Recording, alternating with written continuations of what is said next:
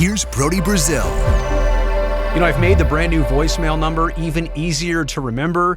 8334-BRODY. It is simple. You call in 24/7. Don't ever worry about me answering or somebody picking up. That'll never happen. It goes straight to voicemail. After the beep, you leave a really good message. Something thoughtful, something insightful, something that's on your mind. You want to get it off your chest. If it's really good, I'll play it right here on the YouTube channel. Hey, Brody. My name is TJ from Sacramento, California. First, I want to say I appreciate your detailed coverage on the Athletics during all this. Thank you. And really baseball abroad. You have been my trusted source of information on the matter because I've watched you for years and truly believe you care. Thank you. I grew up a diehard Oakland Athletics fan from Sacramento, so you would think that I'd be happy about them moving to my hometown, but I'm not. I'm upset at how unprofessionally things took place, and I truly believe the A's belong in Oakland. As much as I want to dislike this franchise because of its ownership, I'm torn because I still love these players and believe they deserve support and love from fans. I hate to feel like they are being subjected to the third-party ridicule when they don't really have anything to do with it. How do you feel about that? Thank you. No, TJ, thank you. And the honesty and your setup and your explanation of who you are and your background, and you're in a very unique spot right now, being in the middle of all of this, and I don't think you asked to be in the middle of all this. And TJ, that brings me to literally my number one point in all of this. No A's players, to what you were saying, asked to be put in the middle of all of this.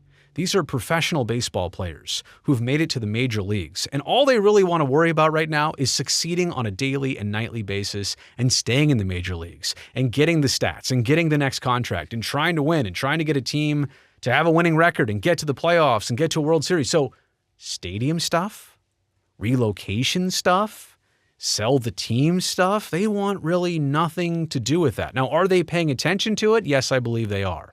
Are they ever talking about it with honesty and full transparency? No, I do not believe they are. They don't want to make it messy where they eat, where they get fed, where they make their careers. They don't really want to cross those two wires right in front of everybody. So about A's players, I totally agree. There is a conflict of maybe how people are feeling right now.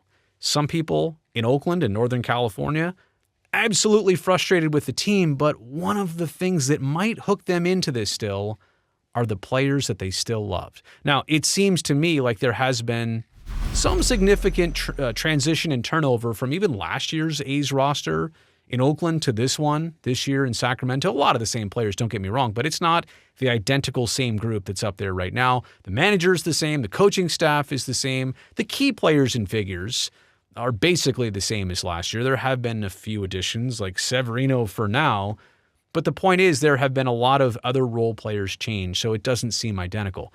But yes, almost every other Major League Baseball team has it better and easier. You know why? Because most of them are not playing in a minor league ballpark. I can't say all of them aren't. The Rays are, but that's only going to be for one season. It's likely that they'll go back to Tropicana Field. That stadium's going to have its roof repaired, and I get it, Tropicana Field, not the greatest on the circuit, like still among the worst, but at least it's a Major League Baseball facility that they'll be going back to, if nothing else. Even if the team doesn't sell, the Rays I'm talking about, next year, they'll go back to a Major League facility. A's players are still stuck in a minor league ballpark for at least 2 more full seasons. We haven't even got to the hot part of 2025 yet. I'm talking about the climate part, like the temperature part, like where it gets really hot in the summertime in Sacramento. We haven't even really got to that part yet.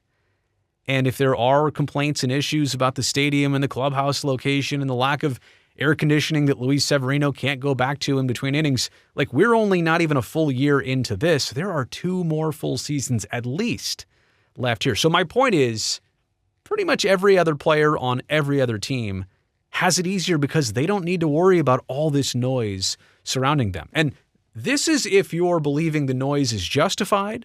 This is if you think the noise is not justified. You have to acknowledge there is all of this noise and all of this conversation going on surrounding the situation that is a bit distracting and kind of points out what the players are up against.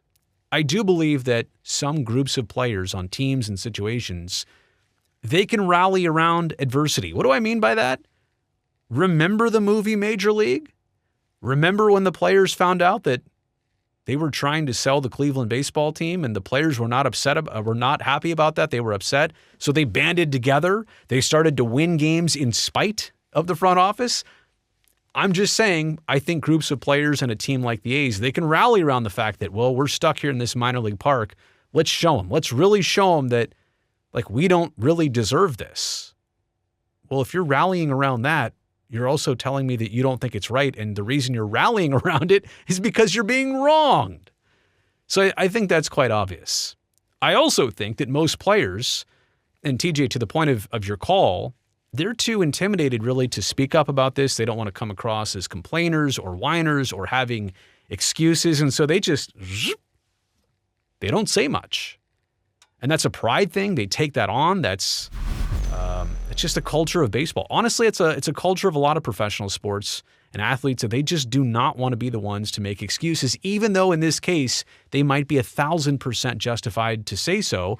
They don't want people feeling sorry for them, even though, to your point, you kind of feel sorry for them. I mean, there's got to be players who realize right now that even Sacramento fans aren't showing up for this team, and it's not necessarily because there's not some exciting ball players to watch. It's that the team has put themselves in this temporary spot.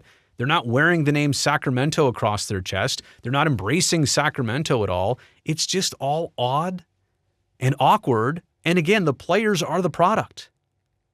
And the product is caught in the middle of all of these things which they have no say, no control over. I get it. You should just worry about your job and play baseball. Yeah, but there's so many other parts that come with the territory of being a ball player. They're not getting the full complement of a big league experience right now. And so I feel bad for them. I feel bad for the fact that so many fans turn their backs on a Lawrence Butler, on a Mason Miller. They're not even getting to see Jacob Wilson right now. Here's a whole separate topic. I should be making Jacob Wilson videos right now. He's going to be the starting shortstop in the American League representing the Oakland A's. That's right. The shortstop of the American League in the All-Star game is A's rookie Jacob Wilson, right? There are things to see with this team, but there's so many people angry with this team. And it has nothing to do with the struggles or success of players. It has everything to do with the team and its ownership and its maneuvers. So it's quite frustrating that these players, they didn't get the choice and say of what team they wanted to be on.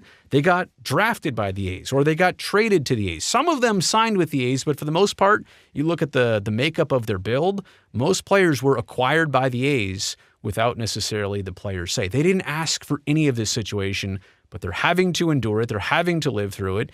Can you imagine only getting 2 years service time in Major League Baseball and being on the A's like right now? You'll never get to play in a home big league ballpark. Your entire 2 years of being a big leaguer, you'll never get that opportunity if these are your next 2 years. So I'll kind of leave it with this. Is there any way, TJ, because this was your question and I've sidetracked all the way around this, is there any way to oppose the team? Like people who feel bad about the move and people who are uncertain about the future and have a lot of questions about the way things have gone. Is there any way to really oppose the team but still support the players? If you're asking me, it's really difficult because the way that you oppose the team is to kind of turn your back on it. And by turning your back on the team, you're not paying attention to the players anymore. It's kind of the scenario I've found myself in, personally and professionally. I can't say I've watched a stitch of A's baseball this year. And it's not that I don't love Mark Kotsay and a lot of his players still. I do. Lawrence Butler, I see you. Shout out Law Dog. But I don't know that there's a way to oppose the team and support the players at the same time. You let me know in the comment section below. Is there a way to do that? Is there a way to have both things go on? Have your cake and eat it too? Oppose the team but support the players? I think pretty much when you have to kind of cross the team off, the players kind of go with it. Okay, thumbs up down below. Greatly appreciate that here on this video. Helps me, the video, and the channel. Don't forget to also hit that subscribe button. I would love to see you back here next time.